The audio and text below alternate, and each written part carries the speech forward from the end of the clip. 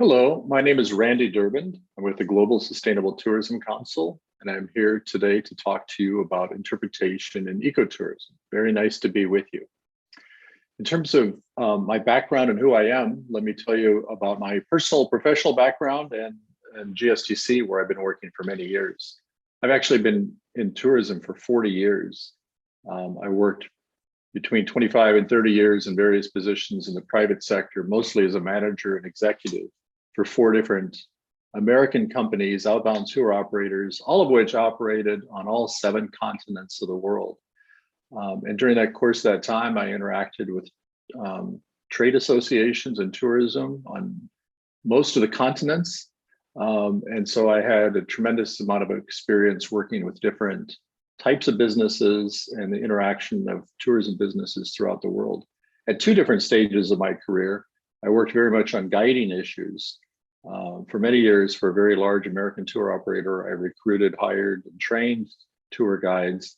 So I studied issues of interpretation, and I in fact spoke at times even to the US National Park Service on guide interpretation issues. And then a bit of guide work also in the second career that I changed many years ago for the second half of life, new career working in sustainable tourism, where I worked in tourism development projects in largely developing countries in South America, but mostly in Southeast Asia, and did a lot of work on guiding issues and working with the World Heritage Center on interpretive guiding and a lot on ecotourism. So I've worked in this space pretty extensively. Now my work in sustainable tourism is mostly about applying the GSTC criteria, standards for sustainability. And as such, I've worked extensively in standards and certification for sustainable tourism and awards, like you can see on the screen, various awards where I've served as a judge. And in all cases, in our work on sustainable tourism, we all agree that ecotourism fits very much with the general theme of sustainable tourism. When we talk about sustainable tourism, we're talking about all forms of tourism operating more sustainably. And when we talk about ecotourism, we talk about nature-based tourism that is highly sustainable. So that's my background. I'm going to spend a couple of minutes talking about the organization that I've been leading for many years, the GSTC, what it is and what we do. It relates to ecotourism. In 2007, we were created by UNEP and UNWTO, 2 UN agencies with the financial support of the UN Foundation to create standards for sustainable tourism. And from the standards, we operate a number of programs, which I'll talk about, but we have 2 sets of standards, the GSTC criteria for industry and the GSTC criteria for destinations. So one is for the private sector and one is for the public sector. And you can see that they're based on 4 pillars: on sustainable management, on social and economic issues, on cultural issues, and on environmental issues. And they have been developed very inclusively and revised very inclusively with input from people from all over the world. We apply those standards in a few different ways in terms of these programs. The first 2 are forms of assurance. GSTC recognition is a program where we put a mark on a set of standards of another organization to show that those standards comply with the GSTC criteria and the 4 pillars. We've done that for about 50 different standards in the world, including 2 in Korea, with one is on ecotourism actually, and many ecotourism standards throughout the world we've done that. So we've interacted with ecotourism organizations throughout the world, and there's very much a good fit in terms of that. The second program of assurance is accreditation, where certification bodies from anywhere in the world can voluntarily come to us, and we examine very carefully the way that they certify, the auditing process and the certification process that they do. And we can put a mark of quality of accreditation on them if they pass our test for impartial and rigorous and high quality auditing and certification decision. As such, we get very much into the technical aspects of operating sustainably. Then we have an extensive global training program. We offer it in many languages, including in Korean, with expert sustainable tourism experts and guest speakers and case studies that are relevant. It's a very successful program, very high satisfaction level. Then we also operate at the destination level, providing guidance to destinations on how to operate more sustainably. We do that all over the world, and we've done it in Korea. And then some of the photos to the right are from some of these activities. The top one on the right, we actually had our global conference in Korea in 2016, and we hosted people from all over the world. And the other photo, the next photo is one of our training classes that we do all over the world. And then the last photo is doing a destination assessment in Thailand, as we've done throughout the world. So those are some of the programs of how we apply the standards to make tourism more sustainable in the private sector and in the public sector. Just very quickly on this business of accreditation, because it can be very confusing. And the definition of these English words, certification and accreditation, are very important to understand because they're very distinct. They're very different things. We offer a service where an organization, a certification body that certifies hotels or tour operators or destinations can come to us, and we study the way they audit and the way they certify to place an accreditation label on them. So certification and accreditation are very different things. They're often confused, but we play that very important role to provide guidance on proper certification throughout the world. Our membership is vast and diverse from throughout the world. Major brands in travel. Look at some of the major international brands that are members of GSTC, including Airbnb and Hilton, Booking.com, very large businesses, very many small businesses, national countries from throughout the world, including many in Asia. As this chart shows, the blue lines show the percentage of membership that we have in Asia Pacific compared to the orange, which is the rest of the world. So all of our membership categories, which you can see, comes from different types of public sector, different sizes of industry players, large companies, small companies, civil society, academia, individuals. So you can see we've got a very diverse membership, and they come from all over the world, and that very much includes Asia Pacific. If you're interested in our work and want to support the good work that we do, one way you can support us is that when you travel, if you book your travel on agoda.com and follow this web address of agoda.com/GSTC, they will contribute a portion of the proceeds to GSTC to support our good work around the world, and we appreciate your support. So that's enough about GSTC and me. Let's talk about interpretation in ecotourism. I've organized my presentation today to follow this outline, going from one of the topics to the next kind of flows. I'll not distinguish between them, but I'll go in this sequence. The second one is really the main part, of course, of guide interpretation. But in order to really understand interpretation well and to do interpretation well in ecotourism, you also really need to understand who the visitors are, and the ecotourism guides and the people who hire them and supervise them really have to understand the basic, some basic guiding techniques. We cannot do interpretation well and correctly if we're not providing good standard guiding techniques. So I'm going to include that as well. So this will be the sequence for my presentation. So first, let's think about who's visiting us and what do they want. Now, it's very easy to understand basically who they are. One day we have school children visiting, and another day it's all adults, or maybe a special group of scientists. And those kinds of distinctions are quite easy to make. But typically we have groups of people that are diverse amongst themselves, that are not a special group that have similar interests or similar ages. And we really always have to ask ourselves, what do they all really want? They want diverse things, but we need to think about it.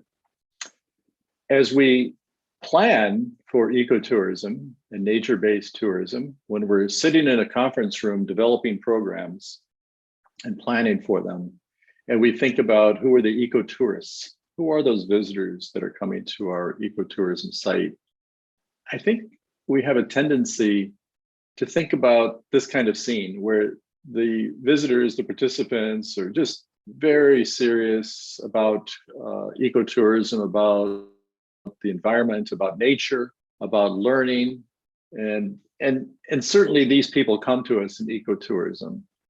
But in fact, really what usually happens in ecotourism, just like any form of tourism, the client that comes to us is much more diverse than this.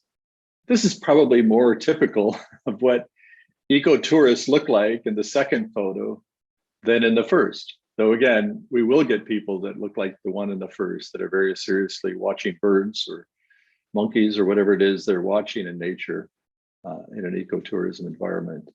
But generally, usually, the visitors that we have in an ecotourism setting will be almost as diverse as society in general, and they're going to have different kinds of needs based on what they're looking for in a particular day. And we have to address all those needs and all those desires and recognize that they're very diverse, and they're not always focused purely on nature and on ecotourism at every minute of the experience. So how do we do that? Well, let's kind of break it down and think about, we have from academic research and surveying in different places in the world on ecotourism and nature-based tourism, that we tend to get this kind of set of categories of the type of people who might be interested in an ecotourism offering. And you could read that for yourself. There are a variety of kind of motivations and type of people that come to ecotourism. So it's good to start thinking about the separation. Yet, you can't put people into a specific category for each visit. They're going to act differently along this scale in different circumstances. To talk about this, I think it's good to visualize this diagram, thinking about the different attitudes that people will have when they come to a nature-based destination where we're going to present them ecotourism principles. Now, the diagram does not make any attempt to show the percentage of these different categories of visitors, because that percentage will vary for each destination. It will vary each day at each destination. So the important point is not what is exactly the percentage, because it's hard to understand that. But the point is that the type of visitors that come to you in ecotourism environments have different perspectives, different needs, different desires. So let's use this diagram to talk about that and think about it. So the diagram is designed on the vertical up and down scale is the experience sought, the experience that the visitor is looking for when they come to an ecotourism site. So going up on the scale, they want a very deep, strong ecotourism experience, and going down on the scale, they want a less strong, a shallow view and experience in terms of or we could say the scientific or the nature-based or the ecotourism. And then the vertical scale going from left to right is either they place a very low importance on the nature and ecotourism piece of why they came to the site versus a very high degree of purpose, of interest in ecotourism for why they're there. So it's a very, I think, interesting way to look at all this. So if we start with these two categories, they're really quite similar, the incidental nature visitor and the casual nature visitor. It's a rather academic discussion to distinguish them. Let's just say that these two groups, because they're kind of on the low end of the scale of their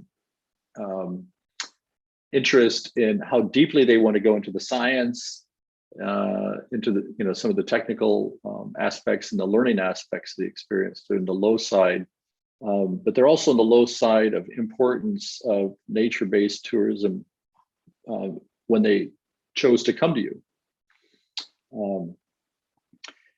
And so maybe they're just they're members of a family group that just really aren't interested, but they're following along. There's a variety of reasons that any person may not be quite as interested and motivated as others, but they're going to be there. There's always some number of them. Then the sightseeing nature visitor is high in the scale of importance of why they came to your place for ecotourism experience. This person loves nature. They like the beauty of nature. They like the ambiance. They like the tranquility, whatever it is. They like being in nature, but they're not so interested in learning everything about the trees and the plants and the flowers and the rocks and the geology. They have some interest in it, but they don't have a deep interest in really learning all the information. They want to enjoy the scenery and the sense of nature. So a high motivation to be in nature and come to an ecotourism place, but lower motivation to really learn. That's the sightseeing nature ecotourism visitor. Then in the upper left corner, the serendipitous nature visitor. What do we mean by serendipitous? Well, that's the person who has a deep love of nature, but on this particular visit, they didn't really necessarily plan to have a big natural experience. An example might be, let's say someone came to Seoul, Goyang, Busan, where there's a convention. They came for a trade show for professional reasons, and maybe they came internationally or they came from a different part of Korea. And while they're in that city, they want to spend another day or two and enjoy the area as a visitor on a personal level. Maybe they didn't know that Korea has so much beautiful ecotourism, such beautiful nature. They love nature, so they came to it, but without really a plan and without really understanding exactly what they were going to see today. That's the serendipitous nature visitor. Then the upper right corner is the purposeful one. The person who has a high passion and interest in nature and really plans for this experience. So the point of all this is that different visitors, different participants come to you for different reasons. And the same person could fit into these different sections at different times in their life and different times of the year, just based on what their situation is now. So we really have to be thinking about what is the motivation.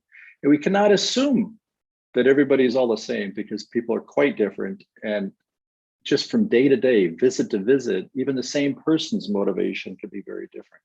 So this is the essence of getting an interpretation right, is to first of all understand the great variety of visitors and the great variety of attitudes that they bring to us each time.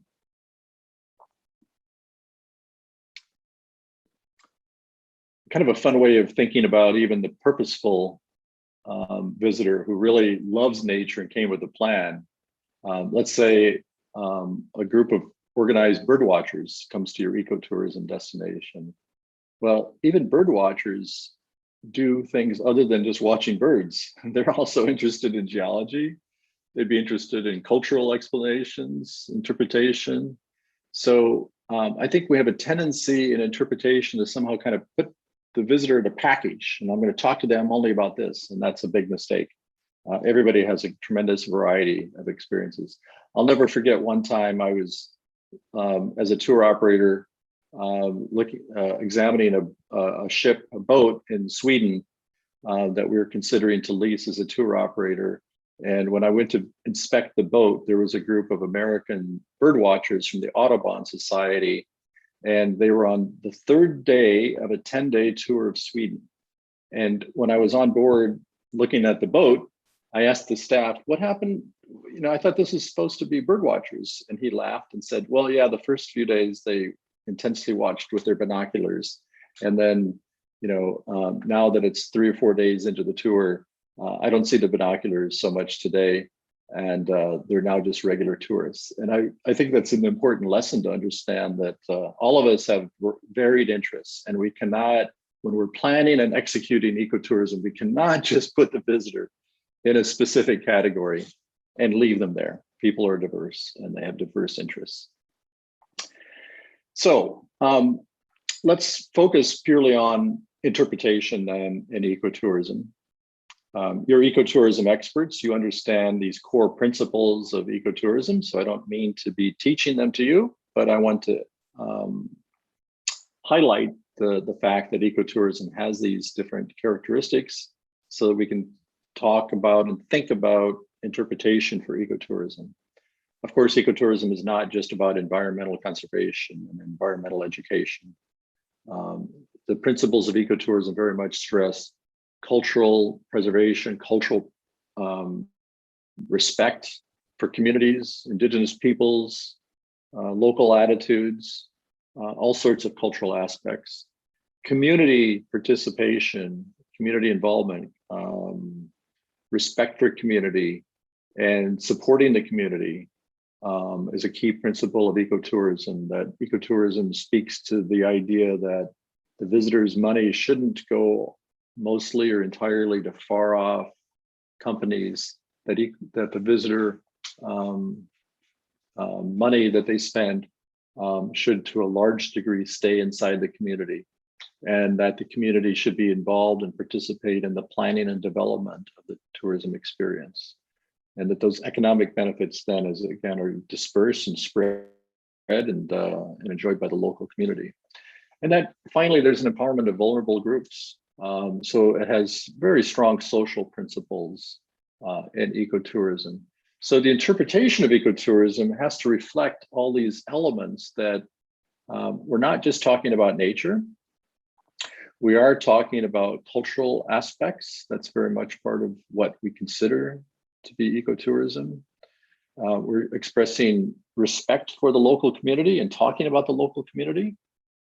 We should be including in our interpretation the participation of the local community in the preservation of the site that we're visiting, the economic benefits of the local community, the general engagement. Hopefully, most of the guides, if not all the guides, are local people themselves, so that they can benefit from that employment and they can express the richness of the experience of their being part of that community and part of that environment.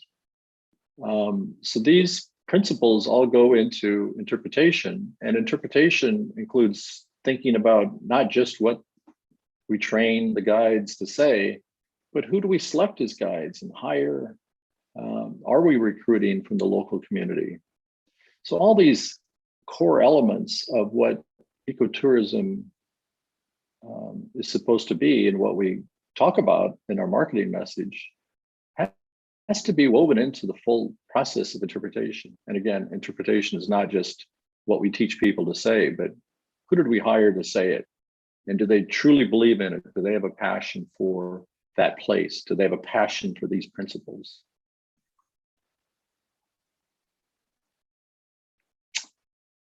So when we have an ecotourism experience that's guided and we're giving interpretation, are we going to give an exam at the end of the tour?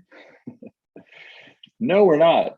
But if we're not going to give an exam at the end of the tour, recognizing that this is not a classroom, this is not a degree program, this is people's free time, leisure time to go enjoy. If there's not going to be an exam, and this is not school, then why do sometimes our guides act like the visitors should memorize all the information?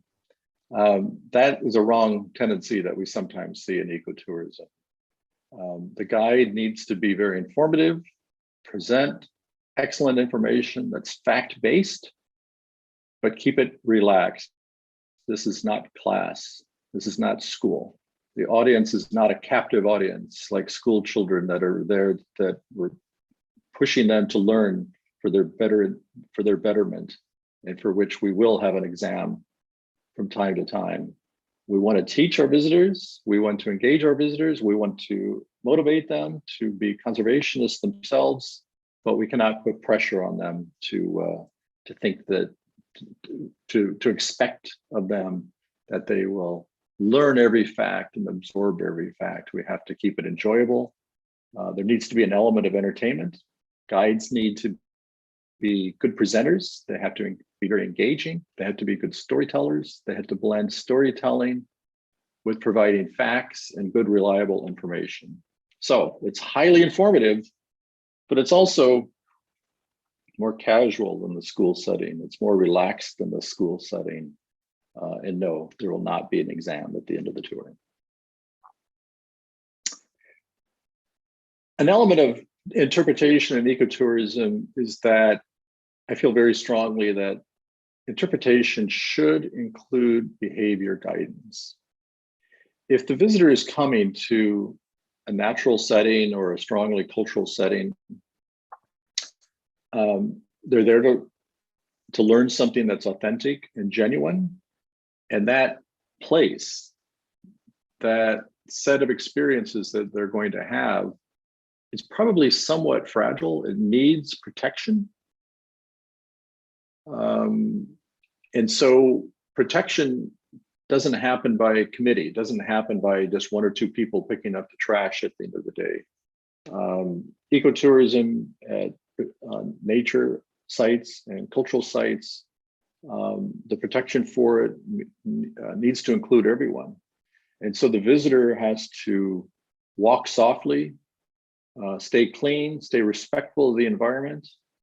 But I think more than that, I think there is very much an opportunity and really an obligation in the ecotourism experience to inspire the visitor to not only be a good ecotourist and to behave well today and not throw trash into the forest, but inspire them to do better every day in their personal lives at home and work.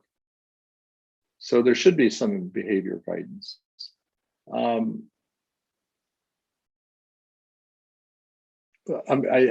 come back to that. I've got a few other points later. So let me change a little bit here and talk about this point that, as I've said, we want storytelling and not just purely fact-based. That situation has become much more important in recent years with the advent of the smartphone. You know, everybody's got this in their pocket. You'd like to have them turn it off during the course of an ecotourism guiding experience. But the point here is that when the guide is presenting information today that just didn't happen 20 years ago, the client can just so easily check their smartphone to go online, to go onto a website, to get information. And some of that is natural. You've stimulated them in their thinking about something that the guide has said, something that's on a signpost. It's natural for people to want to do that. It's difficult to stop, even if you've tried, but the point is they can and they will do it. And so it's become very difficult for tour guides of all sorts, not just in ecotourism, but tour guiding of all sorts of tourism experiences have become quite challenging in the modern day with the smartphone because they can fact check, they can check up on facts almost instantly. And so what that has done is it's changed interpretation. And I think it's changed it in a good way, because whether a visitor is an ecotourist visitor or any type of tourism visitor, they cannot remember all the information that's presented to them. They're not in a classroom. In a classroom, we take notes and we have homework assignments. In tourism, we don't do that. Even though we want to learn, too much facts is ineffective anyway. And so I think that this shift has actually been good. We've seen in recent years throughout the world, tour guides talk about this, tour operators talk about this, that we've kind of shifted from less fact-based information to more storytelling, more generalized information. So rather than talking about, you know, identifying all the tree types or all the flower types or all the plants or all the birds in our destination, it's important to teach the basic ones, the most common ones, but instead of teaching all of that, we talk more about systems, about the ecotourism, about the seasons of the year and how this ecosystem works here at this location and interplay of things and processes of nature. So more general information about nature, more storytelling about culture, and less detail, less fact. Now, important point, I said less, I didn't say zero. You still have facts, you still have detail, but we need to balance them. And again, the fact that the smartphone forced us to do more going in this direction, I think was the right thing to do anyway. because I think this is just better interpretation to make it more general, and it's going to be much more remembered better by the participants if you're talking about the why things are happening here and not all the specifics about this tree is this and this bird is that. So I think this is actually progress. Just reflect for a moment again on this slide again about the different type of people. And again, in some cases, one person will act inside one of these boxes most of the time, but in most cases, each of us as individuals would appear in this category in different places depending on our different circumstances of why I came to this place today. So the variety of motivation, the variety of interest level is great, and we have to interpret in a way that reaches all personality types and based on their situation today. Now I'm going to change a little bit and talk a bit about the mechanics of operating a tour, because as I said in the opening, we're not doing interpretation well if we're not well organized and delivering the tourism experience and the information we provide in an organized way. So now I'd like to kind of talk about the effectiveness and the technique going into guiding and managing groups. And I'm going to speak with the assumption that in most cases of ecotourism, we're spending time outdoors. Of course, the ecotourism guide is going to spend some time in a visitor center, leading people and showing some indoor displays. And some of these concepts apply indoors and outdoors, but I'm mostly going to be thinking about an outdoor experience. And let me start by saying, when we're outdoors and leading a group, the tour guide needs to lead from the front and speak from the center. Now, this may seem obvious, but in a lifetime of amazing amounts of travel, a tremendous amount of travel professionally, but also personally, I've seen so many guides make the mistake of, when they're leading a group, this is indoors or outdoors, if you're leading a group, and then you need to pause and gather the group in order to really give the meaningful parts of your interpretation. And all too often, I'll see a guide stop and start talking right away, but there might still be some clients, some visitors, 10 meters, 5 meters, 15 meters behind. They've stopped for a photo, they're talking to a friend. You have to give them the moment or call to them, gather around, but don't just have them kind of come towards you, have them circle around you. They need to be close to hear you. Your body language is important. They need to be close to hear. And tour guides, especially young ones, need to be trained and reminded that older people may not hear so well, so they need to be sensitive to that. So they really need to make an effort to gather people. Now, I know that's very difficult in crowded places and narrow trails and narrow walkways. It can be very difficult, but we really need to try to do this as much as possible. Wait for the group to gather, get them to circle around. So this is what I mean by speaking from the center. Let the people surround you. Now, it's natural that sometimes, the guide is being asked questions by the people close to him or her. And of course, it would be impolite and not natural not to respond. But when the guide is answering questions like that to someone close to them, he or she may want to repeat some of that the next time he or she stops and gathers the people to give a more formal interpretation session. So those elements are often forgotten. We need to train people on it, and we need to remind ourselves to do it. This is, to me, one of the most common mistakes in guiding, is to not do this on a consistent basis. And it can be so frustrating if you're near the rear and you just simply didn't hear something. And if you don't hear something, you don't know if it's important or not. So you assume it's important, and it can lead to people being very disappointed in the experience. So this technique is really an important one. The leader needs to lead. The leader has to show some strength and some organization. So I like to joke to say it's not a democracy, but it's really not a joke.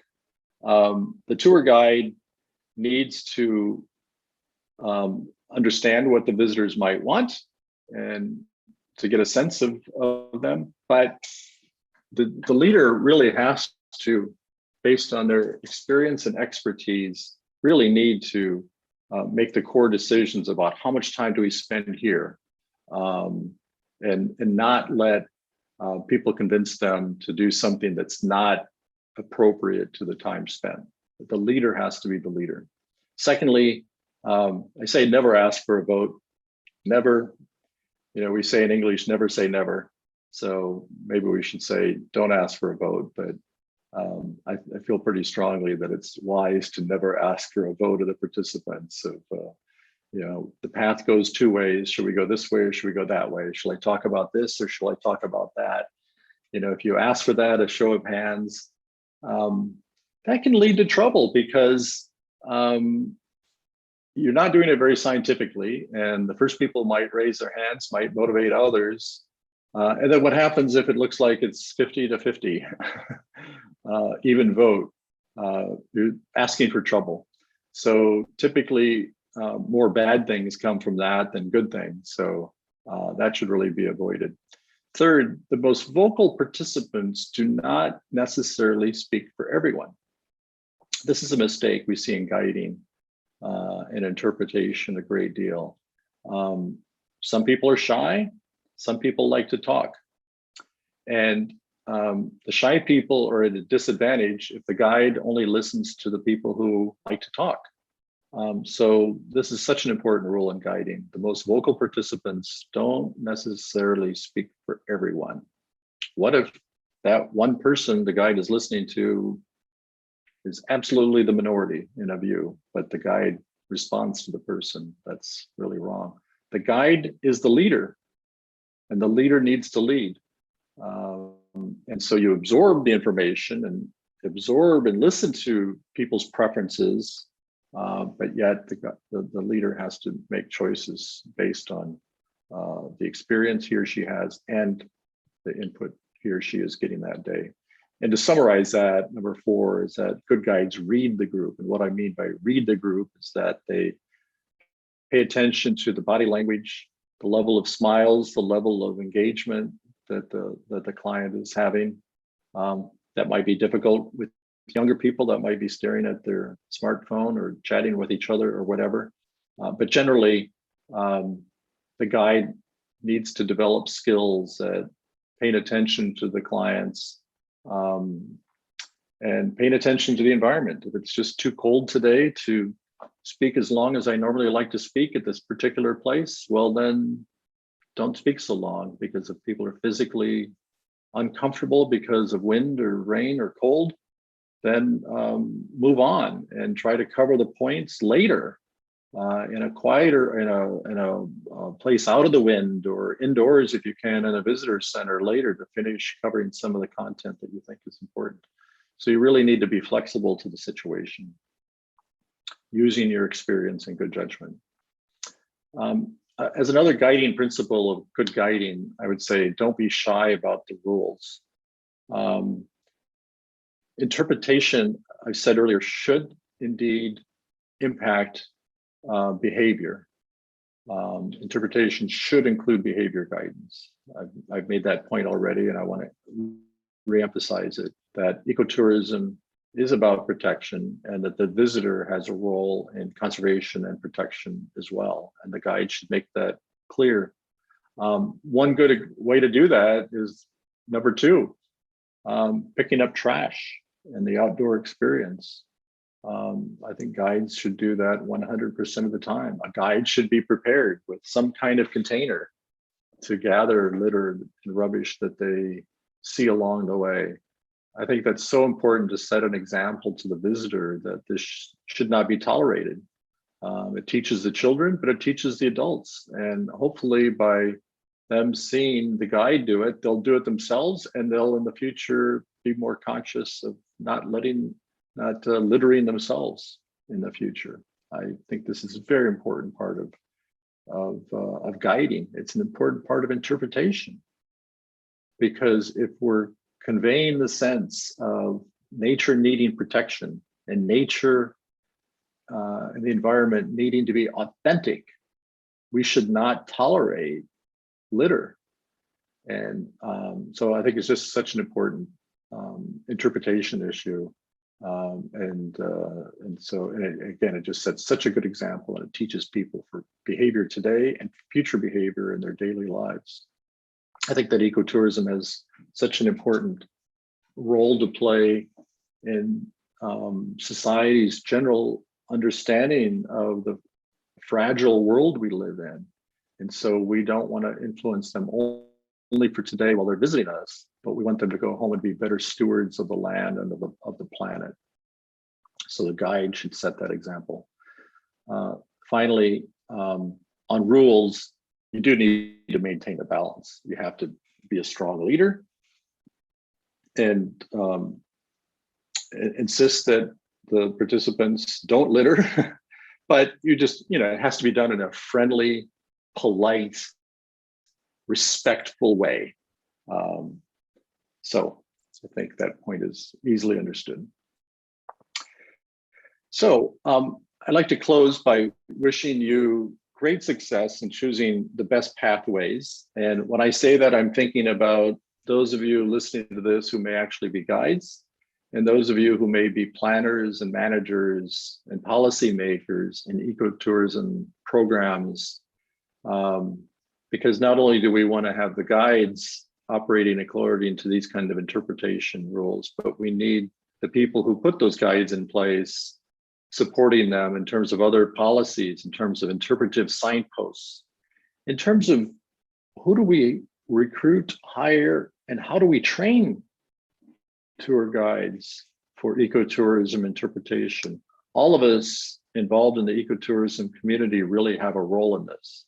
So we have different paths to choose, and I urge you to choose carefully, and I wish you great success in choosing the right path for good interpretation at your ecotourism destination. Thank you so much for your attention, and I wish you well, and I hope I can come and visit your ecotourism destination one day. Thank you very much.